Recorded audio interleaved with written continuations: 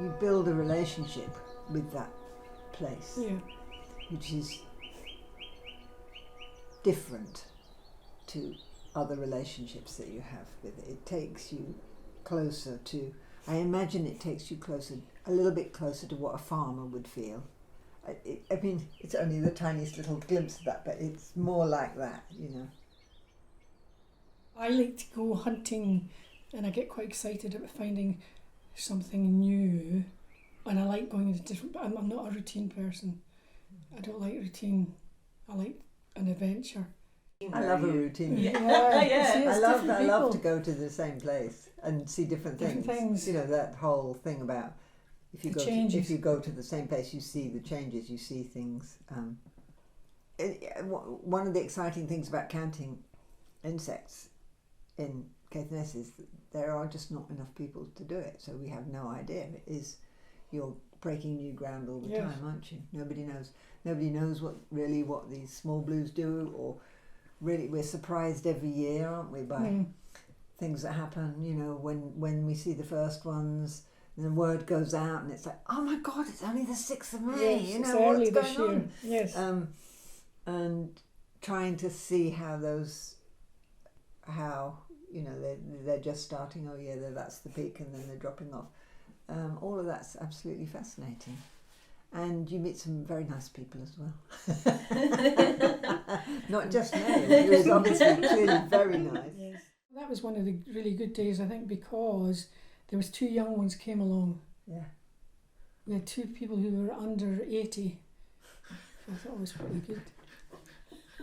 So, you know, under 40 maybe, or maybe just under 40. Yeah. That's pretty good. And the young lad, who's actually going to be the ambassador. He's just gone to uni, and he's Thurso boy going to uni, so he's going to be the kind of ambassador for, is that what it is called? Something for like that, the small blue for Caithness. Yeah. Or for the whole species on the edge. Oh, amazing. Yeah. And he's doing environmental science at Aberdeen or somewhere. And I thought, brilliant. Because that's the struggle for all these projects, for all these clubs. Yeah. The field club folded because they couldn't get enough people. You know, it's a struggle. So getting staff it really good, because that's two new people and they're young, and they'll keep it going.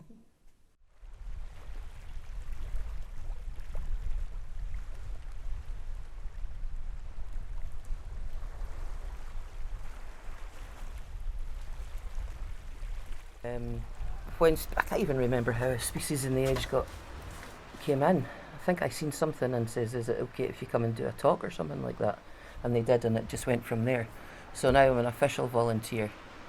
Although I'm disabled, I can't go to the forest and wander about or anything like that. But I enjoy spreading the word about the small blue. But I've always had a thing for the underdog. If something's looking a bit beaten or bullied or just nobody sticking up for it, then I wade in. It is important to be part of the community that looks after and shouts out for the small blue butterfly, but I'm not a very social person, so being able to do the arty kind of side, I can do that more on my own and not feel too pressured. So I like doing arty stuff for it, even like just we've made little badges and blocks of wood that I've just covered with information about the small blue that can be sitting on a desk or reception. Folk can pick it up and have a look. So you can see how many people are actually involved, so it gives, I guess, a little bit of hope that things might work out for the local environment. And you do kind of feel a bond with people that are enthusiastic about these things. When Louise and Garance and Mary come in, it's let's do it, come on, you know, so they do motivate you, they're very good. And with the shared purpose of the community as well, a lot of the students are unable to access Dunnet Forest, for example, so by Species in the Edge coming in, they're taking that to the students, and that's something they might never have found out about before.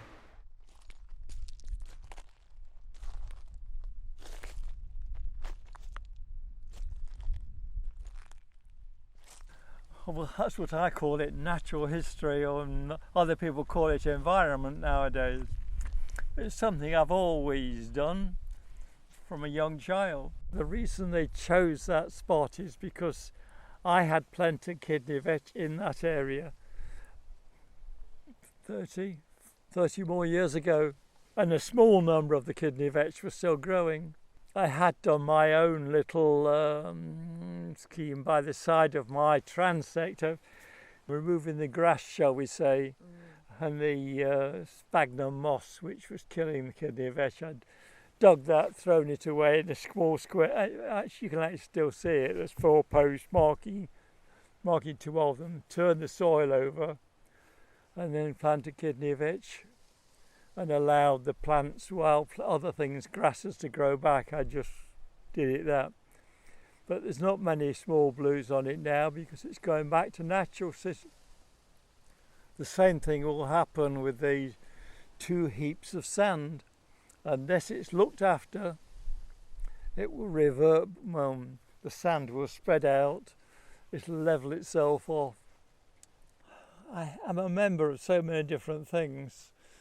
Butterfly monitoring scheme, the biological monitoring schemes. I don't consider myself an expert, but do I feel connected to it? Well, it becomes part of me now. I've been doing it so long. It is my life. I keep saying I'm past it. Well, I'll keep going till I drop. Yeah, me too. Same.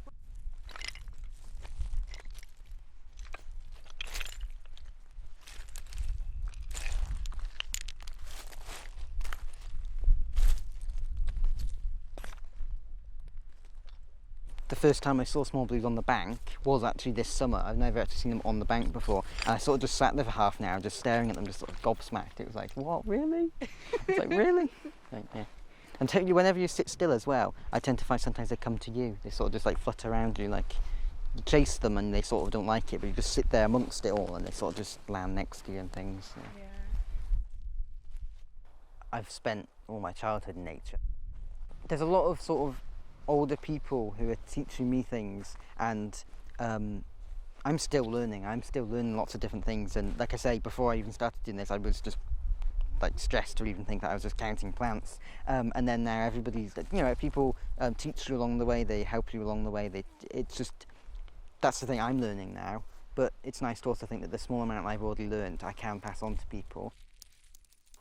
This summer we had a boost in small blue numbers, and even though it's a bit early to tell because the bank's only just been built, it'd be nice to think that maybe that's due to the bank.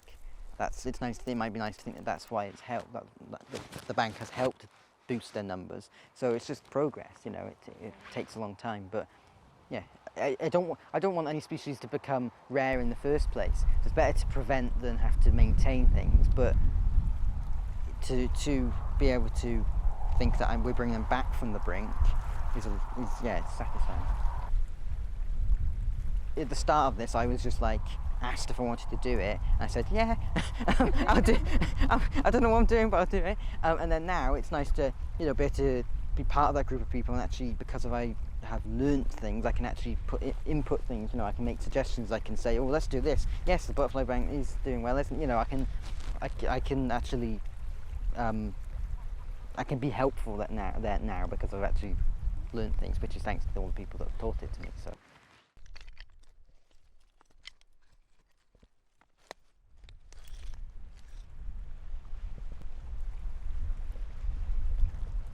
I didn't necessarily start out with a passion for small blue butterflies, but I do have a passion for the forest, and I do have a passion for the people who come here and volunteer here, and also using the forest as a tool for education and well-being. I suppose it's the glam bit of species on the edge and plant life and butterfly conservation. It is all a bit glam and it's all a bit science, and it's so having that weight behind starting the project, it means it's not just me going off with a bucket of sand and a bag full of kidney vetch seed, which it could have been. There are crunchy bits, and there were certainly crunchy bits for the forest, and change isn't easy, and what we've done is change, and we're going about things that were never thought about here, and so there has had been some resistance to that. It's changed quite a few minds in this forest, which has been good. I think one of the biggest things that has been here is young people, just not an acceptance of having young people. And I have fought really hard to have them here and stood up for them, and they've just taken the flak for loads of stuff. I think it has changed minds about actually the value of young people and the value of doing these kind of projects. It's worth getting involved. So now the next step is to bring young people and get young people here who don't have the parents that are prepared to get up on a Sunday morning and drive them in whatever the weather. Personally, I suppose it's really good to be around people that I can learn from. So it's that back to that sort of like information and knowledge sharing. So I have a knowledge of this place, but I didn't specifically have knowledge of the Small Blue. And then meeting all these other people who, some people started learning last year, some people started learning when they're at university, but we're all on different levels of learning and understanding, but sharing that knowledge. For me, I think sharing that knowledge and sharing the going out and doing the physical work of the mowing, the raking, the weeding, I think just working together as a group is incredibly satisfying and enjoyable.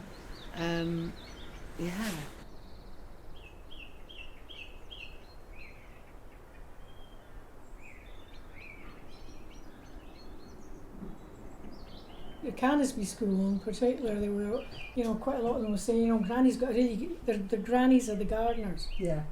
So they're saying, here's the granny coming in, and they're associating it with their granny, and they're maybe seeing that what granny's doing in her garden is actually really quite important. Yeah. So that's quite nice. So that's, I would say, was one of the issues with the way the project was set up. Maybe should have made some allowances for more younger people contact. Well, I was a teacher, so it's like it always seems to me like that's okay. For first you've got a project, next you've got the young people. It's like how are you going to do anything without involving the young people? With the young people, it's their, it's their place, their planet to be in. When you're a child, you see something and you just literally see that thing. But as you get older, you bring more and more associations to it, don't you? So you bring poems, songs, pictures, smells. Yes. Smells are quite important. Yeah. So your experience of something is smell very rich. Back to a place. A smell can take you back to a place. Yeah. Age is a funny thing. Some days you're tired and you think, I'm tired. I need booted to get moving. But then some days I think living, let's not go down this hard road, but living in this country, for me, my pleasures are simple, and I think I'm just really lucky. I can go down into a wood and spend 2 hours, the time just goes, looking at a tree and just loving the smells and the things that are around me. It's peaceful and it's quiet, and I'm very lucky, and I've managed to live this length of time and be reasonably healthy and had nice experiences. And this is me giving myself a lecture. Yeah. You give yourself very good lectures, but your lectures are particularly good, I think, Mary. Oh, okay, but it's just thanks, Sue. It's very good for children to see older people who are not totally depressed and discouraged. It's really, really important. But it's really, really good for them, I think, to see people who are still jumping about and still interested in things.